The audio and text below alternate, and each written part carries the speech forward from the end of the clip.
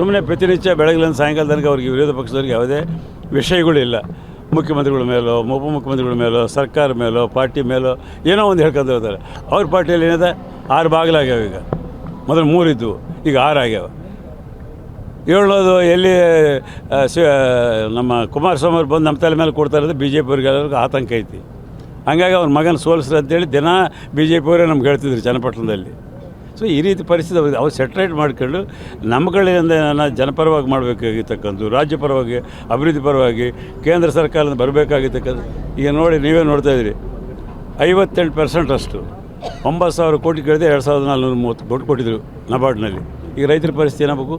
6,000 society ಮುಖಾಂತರ ನಾವು ರೈತರಿಗೆ ಕೊಡ್ತಿದ್ವಿ. ನಬಾರ್ಡ್ದು ಏಕ್ದಮ್ ಕಟ್ ಮಾಡಿದ್ರು. 5,000 ಚಿಲ್ಲರೆ ಕೋಟಿ ಹೋಸಲು ಕೊಟ್ಟರು. ನಾವು 9,000 ಕೋಟಿ ಕೇಳಿದ್ವಿ, 6,000 ಸೊಸೈಟಿ ಇದೆ.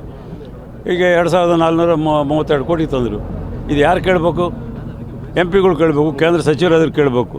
ಈಗ ನನ್ನ ಡಿಪಾರ್ಟ್ಮೆಂಟ್ಗೆ 60-40ನಲ್ಲಿ 2,000 ಕೋಟಿಯಷ್ಟು ಪ್ರಪೋಸಲ್, 2,100 ಕೋಟಿಯಷ್ಟು ಪ್ರಪೋಸಲ್ ಕಳಿಸಿದೆ ಡೆಲ್ಲಿಗೆ. ಈಗ ಅವ್ರದ್ದು ಪೆಂಡಿಂಗ್ ಇದೆ. ಹೋದ 2 ವರ್ಷದಿಂದ ₹1 ನಮ್ಗೆ ಸ್ಯಾಂಕ್ಷನ್ ಮಾಡಿಲ್ಲ. 60% ಅವ್ರದ್ದು, 40% ನಮ್ಮದು. ಇನ್ನೊಂದು ನಮ್ಮದು ಅತಲ್ ಪೂಜೆ ಒಂದು 100% ಅವ್ರು ಕೊಡಬೇಕು, ಏನೂ ಕೊಡ್ತಾಯಿಲ್ಲ.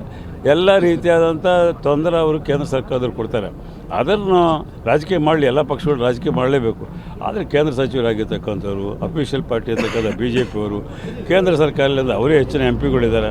ಅವರೆಲ್ಲ ಒತ್ತಾಯ ಮಾಡಿ ರಾಜ್ಯ ಸರ್ಕಾರಕ್ಕೆ, ಜನರಿಗೆ, ಡೆವಲಪ್ಮೆಂಟ್ಗೆ ಅವರು ಒತ್ತಾಯಗಳು ಮಾಡಿ ಆಮೇಲೆ ನಮ್ಮ ಮೇಲೆ ಕ್ರಿಟಿಸೈಸ್ ಮಾಡಲಿ, ನಾವು ರೆಡಿ ಇದ್ವಿ.